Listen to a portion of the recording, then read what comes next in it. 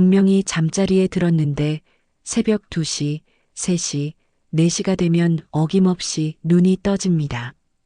다시 잠들어 보려 하지만 쉽지 않고 어쩌다 잠들어도 금방 또 깨게 됩니다. 그리고 아침이 되면 잔 것 같지 않은 무거운 머리와 함께 하루가 시작됩니다. 많은 분들이 이것을 나이가 들어서 생기는 어쩔 수 없는 변화라고 생각하고 포기합니다. 그런데 오늘 이 영상에서 드리고 싶은 이야기는 새벽마다 깨는 것이 단순한 노화의 결과만이 아니라는 것입니다. 몸 안에서 이미 시작된 변화가 있고 그 변화를 이해하고 접근 방식을 바꾸면 달라질 수 있는 부분이 분명히 있습니다. 오늘 영상을 끝까지 보시면 새벽에 눈이 떠지는 그 이유를 훨씬 더 명확하게 이해하실 수 있게 됩니다. 이 정보가 궁금하시다면 영상 끝까지 봐주시기 바랍니다. 구독과 좋아요는 이 채널에 큰 힘이 됩니다. 본격적인 이야기를 시작하기 전에 지금 자신의 수면 상태를 한번 점검해 보시겠습니까? 아래 5가지 가운데 해당하는 것이 있는지 살펴봐 주시기 바랍니다. 첫 번째로 자정이 지나고 새벽 2시에서 4시 사이에 이유 없이 눈이 떠지고 다시 잠들기까지 오랜 시간이 걸립니다. 두 번째로 화장실이 급하거나 다리가 불편하거나 또는 아무 이유도 모르는 채로 그냥 잠에서 깨는 날이 반복됩니다. 세 번째로 아침에 일어나도 개운하지 않고 오히려 낮에 졸음이 쏟아지는 느낌이 납니다. 네 번째로 잠자리에 들자마자 잠들기는 하는데 수면이 깊지 않고 작은 소리나 빛에도 쉽게 깨는 것 같습니다. 다섯 번째로 이런 수면 패턴이 반복되면서 낮에도 집중이 잘 되지 않거나 기분이 자주 가라앉는 느낌이 있습니다. 이 중 2가지 이상 해당된다면 오늘 영상에서 드리는 정보가 지금 자신의 몸에서 일어나고 있는 일을 이해하는 데 큰 도움이 됩니다. 물론 수면 문제가 심각하거나 오래 지속된다면 반드시 의료 전문가와 상담하시는 것이 먼저입니다. 많은 시니어 분들이 새벽에 깨는 것을 노화의 자연스러운 결과로 받아들입니다. 실제로 나이가 들면서 수면의 구조가 바뀌는 것은 사실입니다. 그러나 이것이 전부가 아니며 노화 이외의 원인들이 새벽각성을 훨씬 더 강하게 만들고 있을 수 있습니다.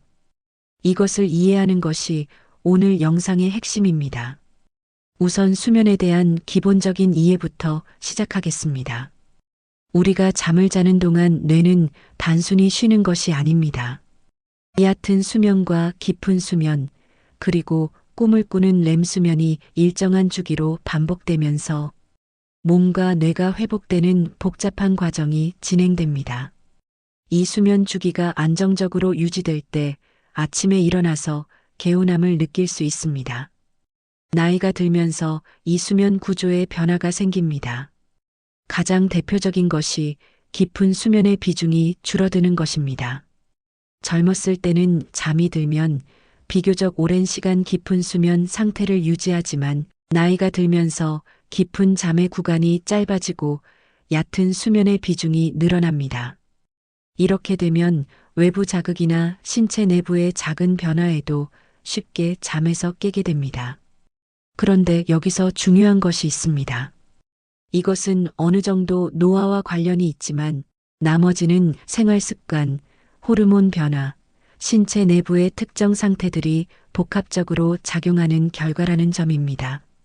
즉, 새벽에 깨는 것이 완전히 불가역적인 노화 현상이 아니라 원인을 파악하면 개선할 수 있는 여지가 있다는 뜻입니다. 그렇다면 구체적으로 무엇이 새벽 수면을 방해하는지 시니어 분들에게 가장 흔하게 작용하는 4가지 원인을 하나씩 살펴보겠습니다. 첫 번째는 멜라토닌 감소와 일주기 리듬의 변화입니다.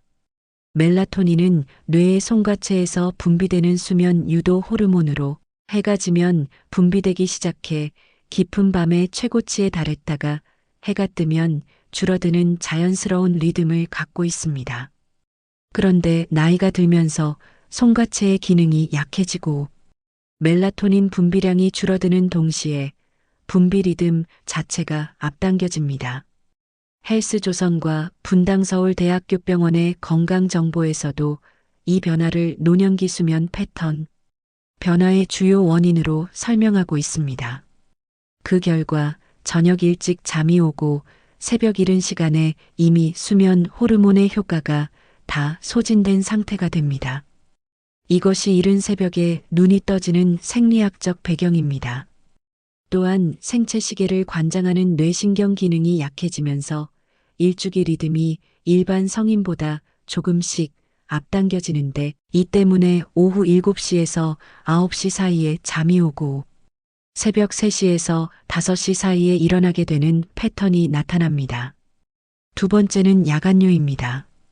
새벽에 잠에서 깨는 가장 흔하고 직접적인 원인 가운데 하나입니다. 서울아산병원의 건강정보에서도 중년 이후 가장 흔하게 수면을 방해하는 요인으로 야간뇨를 꼽습니다.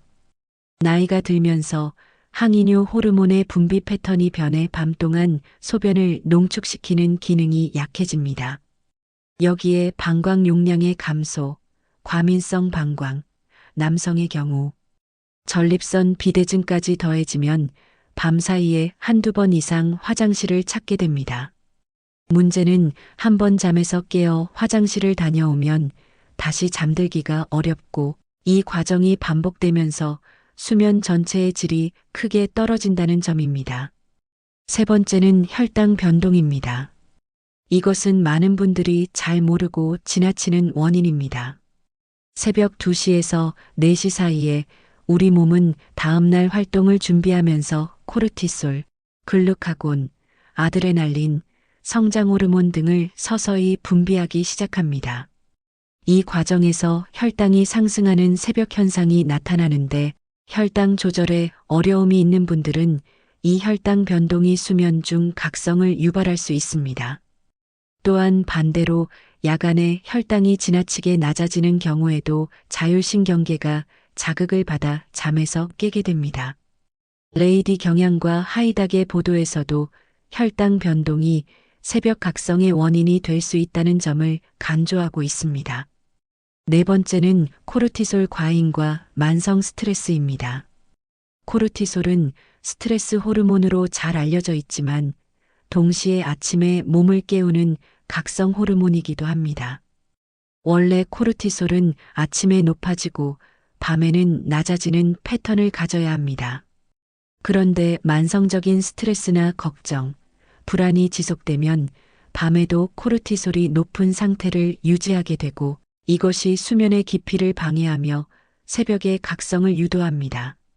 노년기에는 건강 걱정, 가족 문제, 생활 환경의 변화 등 다양한 심리적 부담이 쌓이기 쉬운데, 이것이 고스란히 수면의 질에 영향을 미칩니다. 원인이 무엇이냐에 따라 접근 방식이 달라집니다.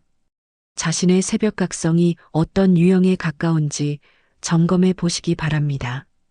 화장실이 급해서 깨는 경우가 주된 이유라면 저녁 이후 수분 섭취, 시간대와 양을 점검하는 것이 첫 번째 접근입니다.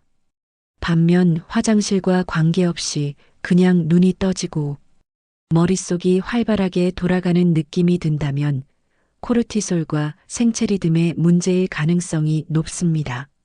새벽에 잠에서 깨면서 식은땀이 나거나 가슴이 두근거리는 증상이 동반된다면 혈당 변동과 관련이 있을 수 있으므로, 이 경우는 반드시 의료 전문가와 상담하시기 바랍니다. 잠들기는 어렵지 않은데 새벽에 일찍 깨서 더 이상 잠들지 못하는 패턴이라면 일주기 리듬이 앞당겨진 상태일 가능성이 있습니다. 잠드는 시간 자체가 불규칙하고 수면 전체의 질이 낮은 상태라면 여러 원인이 복합적으로 작용하고 있을 수 있습니다. 새벽 각성의 완전한 해결은 원인에 따라 다르고 의료적 접근이 필요한 경우도 있습니다.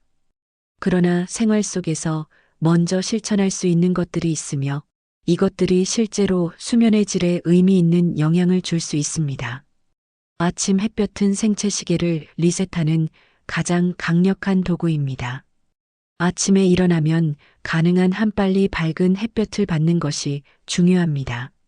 아침 햇볕은 뇌에 지금이 낮이다라는 신호를 보내 생체 시계를 24시간에 맞춰 재조정하는 역할을 합니다.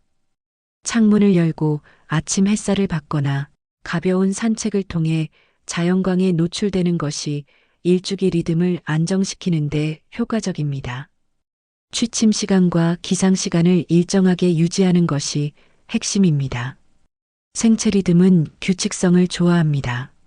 주말이라도 피곤하다고 느껴도 매일 같은 시간에 자고 같은 시간에 일어나는 것이 수면 리듬을 안정시키는데 가장 기본적이고 중요한 습관입니다. 잠이 잘 오지 않는다고 너무 일찍 잠자리에 드는 것도 오히려 수면의 질을 낮출 수 있습니다. 저녁 시간의 빛 관리가 중요합니다. 취침 한두 시간 전부터는 스마트폰이나 TV의 밝은 화면 빛을 줄이는 것이 좋습니다. 특히 스마트폰에서 나오는 청색광은 멜라토닌 분비를 억제하는 것으로 알려져 있습니다. 잠들기 전 강한 빛에 노출되면 뇌가 아직 낮이라고 인식해 수면 호르몬 분비가 늦어질 수 있습니다. 저녁에는 조명을 조금 어둡게 하고 화면 노출을 줄이는 것이 생체 시계가 수면 준비를 시작하도록 돕습니다. 야간요가 문제라면 저녁 수분 섭취를 조절해야 합니다. 저녁 식사 이후, 특히 취침 2시간 전부터는 수분 섭취를 의식적으로 줄이는 것이 도움이 됩니다. 카페인과 알코올은 이뇨작용을 촉진하므로 저녁에는 피하는 것이 좋습니다. 낮 시간에는 충분히 수분을 보충하고 저녁 이후에는 조금씩 줄여가는 방식이 적합합니다. 야간요가 심하거나 지속된다면 원인이 과민성 방광이나 전립선 비대증 등일 수 있으므로 전문의와 상담이 필요합니다. 취침 전 이완 루틴을 만드는 것이 도움이 됩니다. 코르티솔과 스트레스가 수면을 방해한다는 점을 생각하면 잠들기 전 몸과 마음의 긴장을 풀어주는 루틴이 중요합니다. 가벼운 스트레칭, 복식 호흡, 따뜻한 물로 발을 담그는 것처럼 체온을 살짝 높였다가 식히는 과정이 수면 신호를 보내는데 도움이 됩니다. 잠자리에서 오늘 있었던 걱정이나 내일 해야 할 일을 계속 떠올리는 것은 코르티솔을 높이는 대표적인 습관이므로 잠자리에 들기 전에 그날의 생각을 짧게 정리하거나 메모하는 방식도 효과적입니다. 규칙적인 신체 활동은 수면의 질과 깊은 관련이 있습니다. 운동이 깊은 수면을 늘리고 수면 유지 능력을 개선하는 데 도움이 된다는 것은 여러 연구에서 확인된 사실입니다. 단, 취침 직전의 격렬한 운동은 오히려 각성 상태를 높여 잠드는 것을 방해할 수 있으므로 운동의 종류와 시간대가 중요합니다. 오전 또는 오후 이른 시간의 유산소 운동이 가장 권장됩니다. 가벼운 걷기, 실내 자전거, 수중 걷기처럼 심장에 과도한 부담을 주지 않으면서 몸 전체의 혈액순환을 활성화시키는 운동이 좋습니다. 운동을 통해 낮 동안 몸을 충분히 활성화시켜야 밤의 수면 압력, 즉 잠이 와야 할 신호가 충분히 쌓입니다. 낮에 거의 움직이지 않으면 밤에 몸이 충분히 피로하지 않아 깊은 잠을 자기 어렵게 됩니다. 저항성 운동, 즉 가벼운 근력 운동도 도움이 됩니다. 하체 근육을 사용하는 운동, 앉았다 일어서기, 가벼운 밴드 운동처럼 근육을 자극하는 움직임이 성장 호르몬 분비를 촉진하고 이것이 수면 중 회복 과정을 도웁니다. 물론 개인의 건강 상태에 맞게 강도를 조절하는 것이 중요하며 관절이나 심혈관에 문제가 있는 분들은 전문가와 상의하시기 바랍니다. 취침 전 가벼운 스트레칭과 복식 호흡은 수면 준비 루틴으로 매우 효과적입니다. 긴장된 근육을 풀어주고 부교감신경을 활성화해 몸이 수면 모드로 전환되도록 돕습니다. 숨을 천천히 코로 들이마시고 더 천천히 입으로 내쉬는 복식 호흡을 취침, 전 몇 분간 반복하는 것만으로도 코르티솔 수준을 낮추는데 기여할 수 있습니다. 수면을 돕는 영양소가 실제로 있습니다. 이 음식들이 수면제처럼 즉각적인 효과를 내는 것은 아니며 꾸준한 식습관의 일환으로 접근하는 것이 중요합니다. 따뜻한 우유는 오랫동안 숙면 음식으로 알려진 대표적인 식품입니다. 우유에는 필수 아미노산인 트립토판이 들어있는데 트립토판은 뇌에서 세로토닌으로 변환되고 이것이 다시 멜라토닌의 재료가 됩니다. 따뜻하게 데워 마시면 체온을 살짝 높여주는 효과도 있어 잠들기 전에 도움이 됩니다. 칼슘도 풍부하게 들어있는데 칼슘은 근육 이완과 신경 안정에 관여합니다. 체리, 특히 타트 체리는 식물 가운데 멜라토닌 함량이 비교적 높은 것으로 알려져 있습니다. 생체 내 멜라토닌 분비가 줄어드는 시니어 분들에게 식이를 통한 보완이 의미가 있을 수 있으며 체리 주스 형태로 섭취하는 것이 편리합니다. 다만 모든 식품은 과다 섭취보다 적정량을 꾸준히 섭취하는 것이 원칙입니다. 아몬드, 호두 같은 견과류는 멜라토닌과 마그네슘을 동시에 함유하고 있습니다. 마그네슘은 중추신경계를 진정시키고 근육 이완을 도와 수면의 질을 높이는 데 기여합니다. 코메디닷컴의 보도에서도 마그네슘이 혈청 코르티솔 농도를 줄이고 수면의 질 개선에 도움이 된다는 내용을 다루고 있습니다. 취침 전 소량의 견과류를 먹는 습관이 수면 환경 개선에 도움이 될 수 있습니다. 바나나는 마그네슘과 함께 칼륨이 풍부하여 근육 이완에 도움을 줍니다. 트립토판도 소량 들어있어 세로토닌 합성에 기여합니다. 저녁 식사 후 간식으로 활용하기에 부담 없는 식품입니다. 캐모마일 차는 가벼운 신경 안정 효과로 잘 알려진 허브차입니다. 카페인이 없어 취침 전에 따뜻하게 마시면 몸과 마음의 긴장을 완화하는 데 도움이 됩니다. 단 개인에 따라 알레르기 반응이 있을 수 있으므로 처음 드실 때는 소량부터 시작하시기 바랍니다. 반면 잠자리에서 멀리해야 할 것들도 있습니다. 카페인은 섭취 후 오랜 시간 동안 각성 효과를 유지하므로 오후 2시 이후에는 커피나 녹차 에너지 음료를 피하는 것이 좋습니다. 알코올은 잠들기 쉽게 해주는 것처럼 느껴지지만 실제로는 수면 후반부의 질을 크게 떨어뜨려 새벽 각성을 오히려 더 많이 유발합니다. 취침 전 과식도 소화기관을 활성화시켜 수면을 방해할 수 있습니다. 오늘 영상에서 다룬 내용은 일반적인 건강 정보이며 의료적 진단이나 처방을 대신하지 않습니다. 수면 문제에는 생활 습관으로 접근 가능한 부분도 있지만 반드시 의료적 평가가 필요한 경우도 있습니다. 아래에 해당하는 경우에는 수면과 관련한 전문의 상담을 받으시기 바랍니다.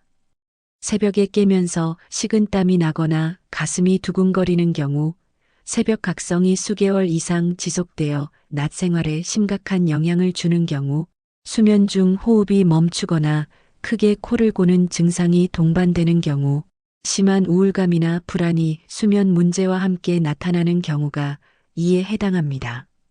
특히 수면무호흡증은 시니어 분들에게 흔하면서도 방치하면 여러 건강 문제로 이어질 수 있어 반드시 전문적인 확인이 필요합니다. 생활 습관을 바꾸었을 때 어떤 변화를 기대할 수 있는지에 대해 일반적인 경과를 말씀드리겠습니다. 개인에 따라 차이가 크고 이것이 모든 분들에게 동일하게 적용되지는 않습니다. 규칙적인 기상 시간을 유지하고 아침 햇볕을 받으며 낮에 가벼운 활동을 꾸준히 실천하면 시간이 지나면서 생체 리듬이 조금씩 안정적으로 자리를 잡는 경향이 있습니다. 대부분의 경우 처음에는 변화가 느껴지지 않다가 점차적으로 아침에 일어날 때 조금 더 개운한 느낌이 생기고 새벽에 깨는 횟수가 줄어드는 방향으로 나타납니다. 이 변화는 빠르게 오지 않으며 꾸준한 실천이 쌓인 뒤에야 서서히 나타납니다. 단기간의 실천으로 즉각적인 결과를 기대하기보다 잠자리 루틴을 삶의 일부로 만들어가는 과정으로 접근하시는 것이 좋습니다. 오늘 영상에서 가장 중요한 3가지를 정리해 드립니다. 새벽마다 깨는 것은 단순한 노화의 숙명이 아니라 멜라토닌 감소와 일주기 리듬의 변화, 야간요, 혈당 변동, 만성 스트레스와 코르티솔 과잉처럼 원인이 있는 현상입니다. 원인이 있다면 접근 방식이 있고 생활 습관을 바꾸면 달라질 수 있는 부분이 있습니다. 아침 햇볕, 규칙적인 수면 시간, 취침 전 이완 루틴, 저녁 수분 관리, 그리고 낮에 몸을 꾸준히 움직이는 것이 수면의 질을 지키는 가장 현실적인 방법입니다. 그리고 수면 문제가 지속된다면 자가 관리에만 의존하지 말고 반드시 의료 전문가와 상담하시기 바랍니다. 오늘 영상이 오랫동안 당연하게 받아들여온 새벽의 불편함을 다시 한번 살펴보는 계기가 되셨으면 합니다. 저는 체육학을 전공하고 오랫동안 몸과 움직임 그리고 생활 습관과 건강의 관계를 공부하고 실천해온 사람으로서 의료적 진단을 대신할 수는 없지만 우리 몸이 보내는 신호를 조금 더 잘 읽을 수 있도록 돕고 싶습니다. 새벽에 깨는 그 시간이 단지 노화 탓이라며 포기하기에는 우리가 바꿀 수 있는 것들이 아직 충분히 남아 있습니다.